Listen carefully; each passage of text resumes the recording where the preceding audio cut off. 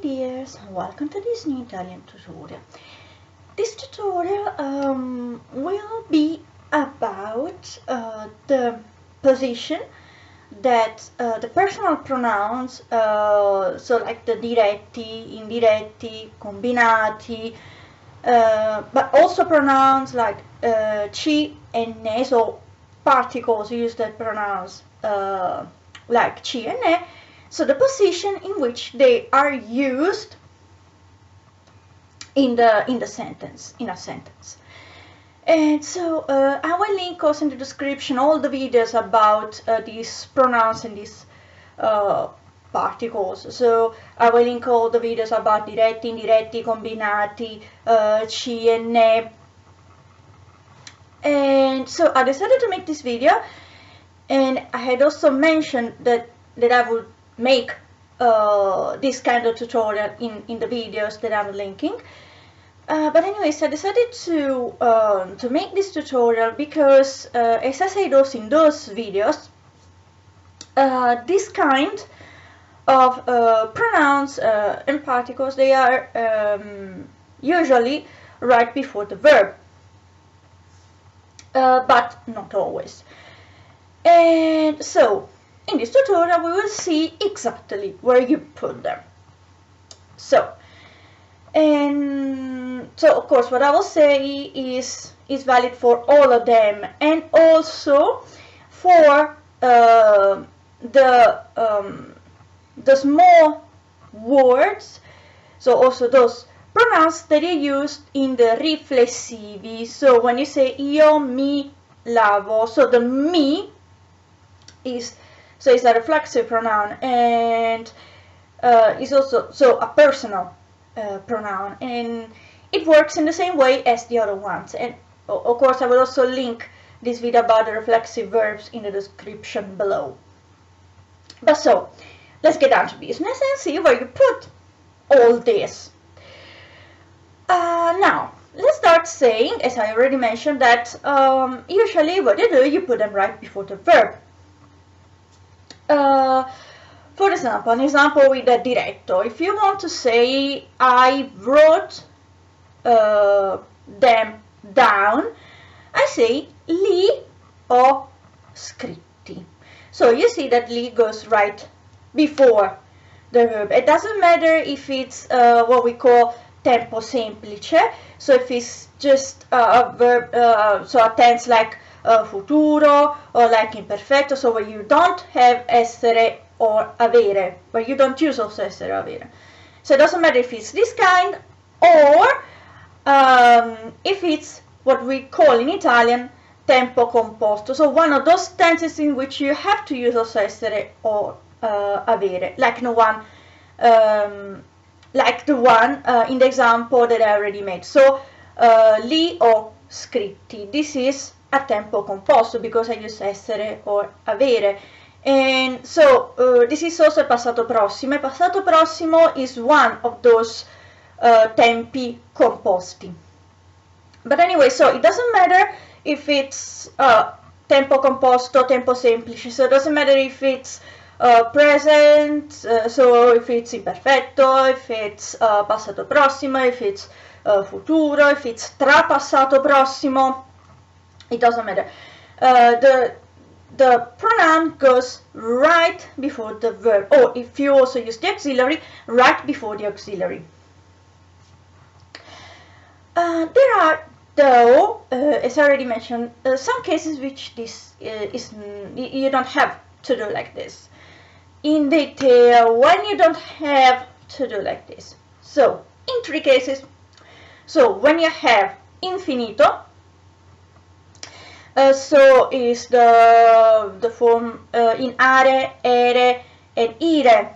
And I talked about this infinito in the video where I explained how to retrieve the root of a verb, so it's a sort of introduction to the conjugation of the verbs, and I will also link this in the description. Yeah, so when you have the infinito, so the form of the verb that is in are, ere, or ire.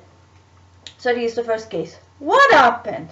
That in this case, the pronoun goes right on the end of the verb. So you attach it to the verb. So the E, the last vowel, goes away, and you attach the pronoun directly to the verb. So you have just one word, it becomes one word. And so, for example, using the combinato, in this case, a pronome combinato. If I want to say to send them to him or to her or even to them, I say Mandarglieli. So you see the E, the last vowel, has gone away and it becomes just one word. I attach the pronoun directly at the end. Now, the second case in which actually you do the same is the gerundio. Gerundio is actually an Italian modo, because in Italian verbs have modo and tempo, but I will talk about this in another tutorial, more in detail. And so, gerundio is another modo, and in few words is like the English ing form. And so, an example, this time with an indiretto. If I want to say calling her, I say telefonandole. So, telefonandole. You see also in this case what you do. The last vowel goes away and you attach the pronoun directly at the end of the verb and it becomes one word. So in this case, this is the verb telefonare. The gerundio is telefonando, because the gerundio ends in ando for the first conjugation, endo for the second conjugation, and endo also for the third conjugation. But anyways, as you see, also in this case the last vowel goes away. So the O, which was the last vowel for the gerundio, goes away, and you attach the pronoun at the end of the verb, and it becomes again one word. Now, the last case, the third case, in which actually you do again a similar thing. So the last vowel goes away, and you attach the pronoun directly at the end of the verb, and it becomes one word. So the last case in which you do this is with the imperativo. Imperativo is another modo used in Italian that is used when you want to give an order. So it is used to give an order. And of course what you use is the second person, singular and plural, and not always but mostly it follows the present, the conjugation of the present. Not always, but in most cases. So the conjugation, the endings that you use are the same in most cases as what you use in the present. But anyways, in this case you also touch the pronoun at the end, but there is a slight difference. So it does something similar, but the difference is that you don't eliminate any vowel. So in this case, everything stays. You don't have to delete any of the vowels. You just attach the pronoun at the end of the verb. It becomes again one word. So, for example, if I want to say wash yourself, I say lavati. So the proper imperativo is lava, and this is one of the cases in which there is a difference with the conjugation of the present. But I will talk about the imperativo more in detail in another video. But anyway, so you have lavati, this is the imperativo, wash, and then I say I attach the reflexive, in this case pronoun, at the end, directly at the end of the verb, lavati. And so wash yourself. Now, so that's mostly it for the position in which you have to put these pronouns. things change a little when you also use a modale. So, for example, when you use verbs like volere, potere, sapere,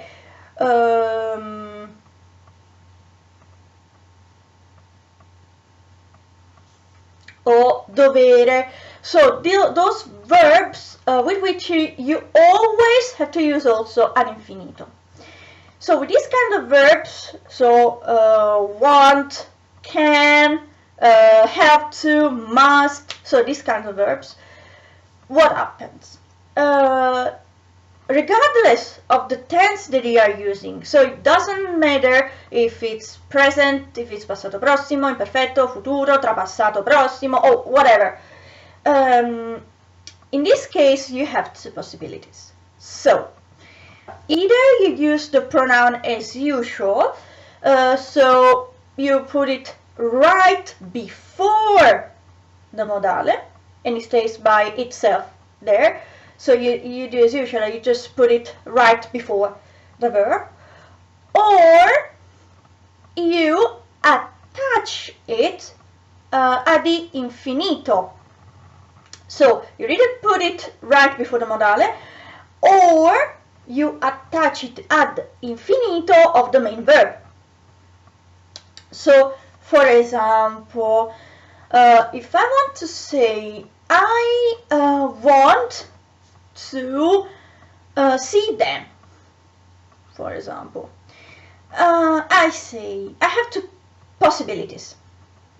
So either I say li voglio vedere, so as you see I use the diretto right before the modale voglio, so I have the diretto, the modale, and the infinito of the verb vedere. So this is the first way I can do it, the first possibility. The second way, so the second possibility is voglio vederli.